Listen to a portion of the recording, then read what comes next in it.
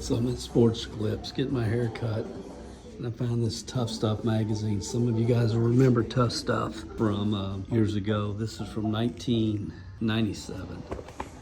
And I just wanted to show you one thing that I found here. It's a price guide. It's kind of competitor to Beckett and all kinds of ads. Again, this is 28 years old, but this is the ad that I wanted you to see from 28 years ago, 1997. Look at the prices of complete near mint baseball sets. $87. You see $24.90. We'll put up on the screen what it's selling for today. Each one of these, just so you can see. This is the junk wax years. 86, $49.95. What is it selling for today? 85, $79.95. 84, $149. 82, $49.95. So it's a great example of the junk wax era of baseball cards. But I thought that was kind of interesting. I'm sitting here to get my hair cut, and I found a 1987 Tough Stuff.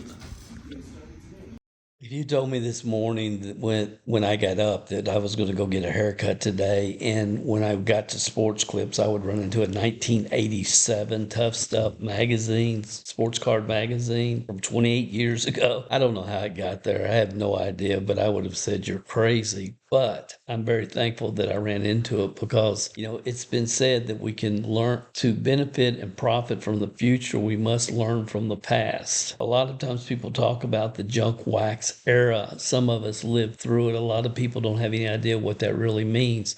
I'm going to share a couple things with you over the next few minutes that I think can really make a difference if you're looking at sports cards from an investment standpoint, especially a long-term investment standpoint. I just heard that they're predicting that there's a print run for the 1995 Topps Series 1 that should be hitting the stores as we speak, should be hitting stores and card shops right now. That print run is going to be the largest print run in history of any card, of any series. A lot of people feel with the amount of production that's going on today that we're really entering another junk wax era. And if that's true, we have to learn from the past. And I'm going to share just a couple of insights that I was able to realize today. And again, I personally lived through this junk wax era, and I can promise you at the time, nobody understood what was going on. We thought that all the cards that we were purchasing would appreciate as others did from the 50s, 60s, 70s, 80s. We really believed that. But a couple of things I thought were interesting. And again, we have to really look at this when we see all the problems with CT scanning of boxes. That's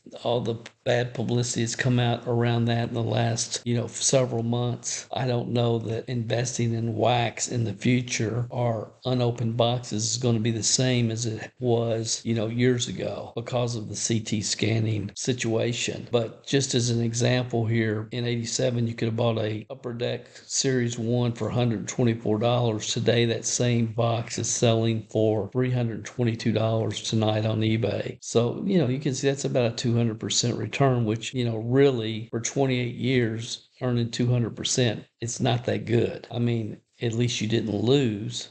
You weren't buying $88 or whatever. And the Griffey card, of course, is what props that up. It's an iconic card, and it always will be one of the most popular in the history of sports card collecting, the King Griffey Jr. 89 Upper Deck. I thought that was interesting. But when you look at all the values from other cards and other all-stars from that era, all-star players, the prices have really not increased at all. And we can see here, this was buying 100 card lots of some of the all-stars, some of the great players: Boggs, Gwynn, Clark, Bonds, Ripken, McGuire, Maddox, McDowell, Glavine, Alomar. And if you look at this list, who really is the GOAT? Who's the greatest? Who's the most popular on this list? All phenomenal players, phenomenal careers, Hall of Famer, Hall of Famer, Hall of Famer, a ton of Hall of Famers here. But who's the GOAT? In my mind, it's Griffey Jr. right here. And there's two cards on this list. We have the 89 Topps Traded Griffey Jr., where you could buy 100 back then for $3.50 a card, or the 89 Fleer Griffey Jr. Jr. for $375 a card. But when you look at all the rest of these, and you can do your own comparisons because this came right from the magazine Tough Stuff. Today, I can go buy an 87 Topps Traded rookie tonight on eBay for 99 cents. And if we look of Matt Williams, who was a home run hitter, phenomenal player for the Giants, and then he won a World Series with the Arizona Diamondbacks. But if you look, we find Matt Williams, there it is, 89 Topps Traded Matt Williams. Well, back then I could buy 100 cards for $1 a piece. Now, 28 years later, they're selling for 99 cents, same price. So we have to learn from this, because if we're going into a junk wax era, it's real important to understand what the past has shown us. Here's an 88 Fleer baseball, Tom Glavine, one of the greatest pitchers in the history of baseball, without question. Phenomenal pitcher. So we look at 88 Fleer Glavine, they're 99 cents, and 88 Fleer Glavine, I would have paid $125 for 100 cards. And when this magazine came out, it must have been 89 or 99. I don't know. I'm confusing myself. It's late. I apologize. But the numbers are the numbers. $125 for 100 cards, that's $1.25 a piece. You can buy them cheaper today than you could back then, 28 years ago. We look at Cal Ripken, one of the greatest of all time, without question. His 87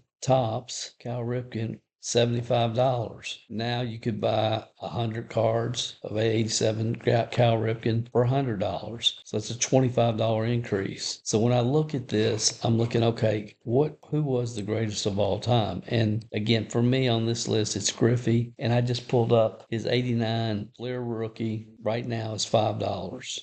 And Griffey was very popular back then. But if you look here, 89 Fleer Griffey Jr. back then, it was $3.75. So basically you made $1.25 a card. It's appreciated in 28 years, which is not good. Why is it like that? Because there's just so many produced. So many produced. And again, this year's print runs are supposed to be the biggest in history. So if there's anything that you can learn from this, and I found this was very interesting, this was all Jordan cards. And of course, we're going to bring out the iconic 86, 87 Fleer, and a PSA 8 was $900. And you look at this entire list, they're all Jordan cards. That's the only PSA card I saw on the list. PSA was not a thing back then at all. It was in its infancy, and people thought it was a ripoff, and it was crazy, and they didn't understand it. And nobody hardly ever, you would go to card shows and you saw very few graded cards back then. But a PSA 8 Jordan back then, you could have bought for $900. Now, when you look at the greatest of all time, the GOATs in basketball, it's obviously Jordan. Going back, if I knew what I knew now, I would have bought as many of these as I could have got my hands on, because today that exact same card just sold this month on eBay. PSA actually 8.5, $10,699.99. So that's a 100x return on your money, which is not too bad. It's not too bad. So I guess that's really the theme of what I'm trying to communicate. And those of you that are part of our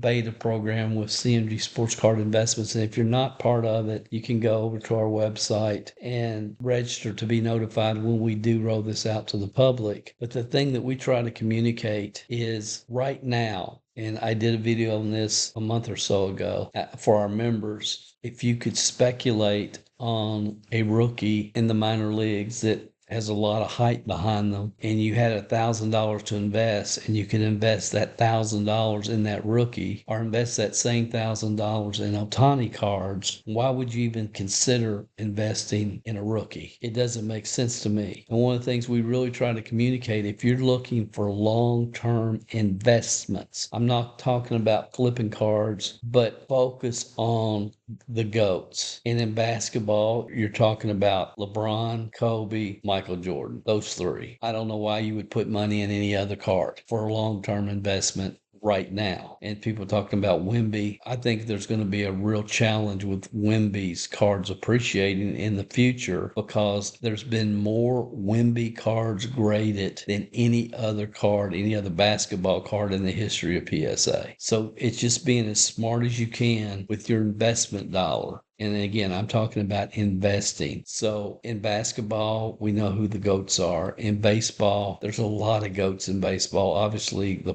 first person I think about is Pete Rose. but he's been my childhood hero and my personal PC for years. But of course, Mickey Mantle, Willie Mays, I mean, the all-time greats, Hank Aaron. But today, when you look at the modern day players, for me, there's one that stands above everybody, and that's Ohtani. A few years ago, it would have been King Griffey Jr. King Griffey Jr., I think his cards will stand the test of time from an investment standpoint. But Ohtani, Mike Trout has cemented his legacy. And then you can look at, okay, who has that type of GOAT potential that's playing right now? And some people may say Aaron Judge. I mean, I think a lot of you know I'm very high on Bobby Witt Jr. And my number one card that I'm accumulating as many as I can is Ellie De La Cruz. I just think he's an elite athlete that's just and young, who's going to get better and better. But I hope this has helped you and give you some things to really think about, because I see people, it's like, I don't want to trade for somebody that I think is average or even a little bit above average. In football, it's Brady, it's Mahomes. Now, after the Super Bowl, we sold 5 graded cards, Hurts cards, that night. I think he's impressive. Jalen Hurts is impressive. Is he the GOAT? Could he be the GOAT? I don't know. So I hope I've given you some things to think about. For me, if I'm investing in football cards right now, I think Peyton Manning is undervalued at the present time. Obviously, Patrick Mahomes, Tom Brady. Baseball, I've already talked about. The thing that we've learned from the junk wax era, without question, and we can go back and we can look at all these all-stars. Their rookie cards are selling today, most of them, for about the same that they were selling the year they came out. And, if you're going to invest, you're looking for appreciation of your investment. So be careful. And again, learn from the past is my hope for you and for myself, honestly, because you can get really sidetracked and unfocused if you're not careful. But, invest in the GOATs. Check us out at cmgsportscardinvestments.com if you like this type of content. We have a lot of what we feel are thought-provoking articles over on the website. And make sure you subscribe to this channel. We appreciate your subscription. Our subscribers are growing every week, and we're thankful for that. Our goal is to just help everybody understand that anybody can make a significant side income investing in sports cards. There's little things that a lot of people don't tell you and a lot of people don't talk about. It's like, I don't care if the formula says, or this, I can buy Pete Alonso cards and send them for grading. And if they get a 10, which is a huge if, and it's becoming a bigger if every day, but if it gets a 10, then I can flip it immediately and make money. I do that. But when it comes to investing and really making significant, serious money, I want to make 10 times my money down the road. I want my investment to grow 10x, 20x, 30x, my investment cards. And to do that, I would rather focus on the GOATs. If I'm buying a card, even raw card, to have it graded, I would rather focus on the GOATs. I just think it makes more sense, and I think